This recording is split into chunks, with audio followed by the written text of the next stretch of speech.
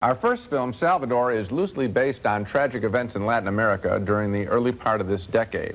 Right-wing death squads murdered thousands, including an archbishop and 4 United States nuns. Salvador, like Under Fire and the killing fields before it, argues that America is guilty of complicity in those kinds of murders because our government always seems to back anyone who is simply anti-communist. That's an arguable position. It's been argued many times. But this movie argues it awkwardly and with many, many embarrassing scenes that belong maybe in a comedy, but not in a political tract.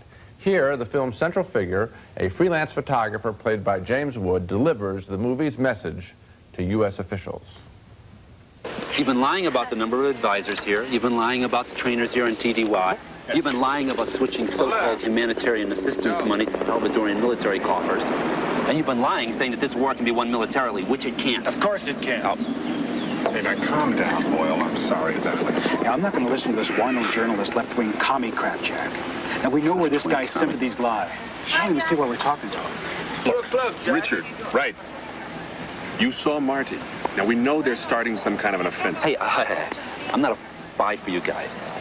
Left-wing colonel? Well, maybe. But I'm not a communist. And you guys never, ever seem to be able to tell the difference. Is that a fact? Yeah. The body count runs high in the film as James Woods and his photographer friend John Savage trail the death squads. Savage is desperately concerned with getting risky close-up photographs.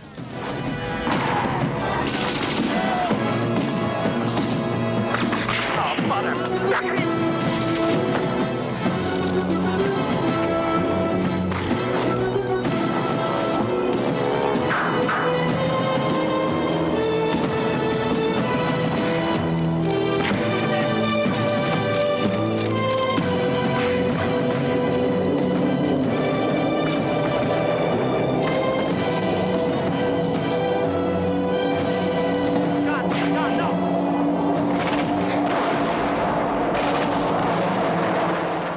Well, did the music tip you off as to what was going to happen? I think it sure did. That scene doesn't make much sense because if you think about it, all he got was a shot of a plane.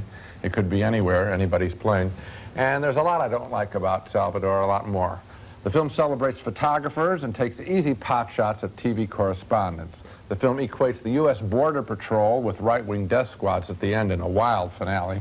And the film includes a totally unnecessary character, a doped-up disc jockey played by Jim Belushi, who runs around either acting like a drunken fool or a scared fool. Of course, Salvador means well, but it just isn't executed well. See, I think you missed the entire point of the movie by even starting out to talk about it as a political film.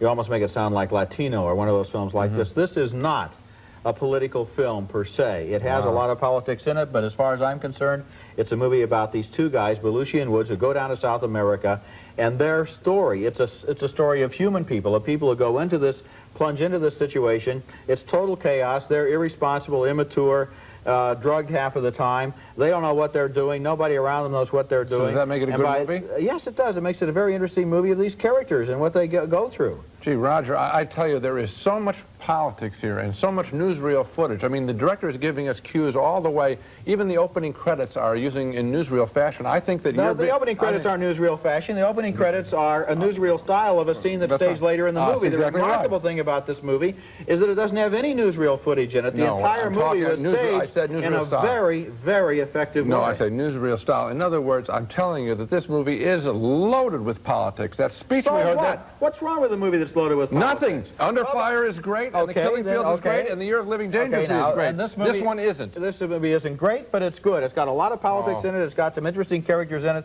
They all. I thought the Belushi character belonged maybe on Saturday Night Live, but not in this movie. I have a feeling that people like that are just the kinds of people who would get into a car and drive to Salvador because that's where the action is. No way. Roger enjoyed Salvador as a character study. I thought it was well-intentioned, but a wildly overwritten political drama.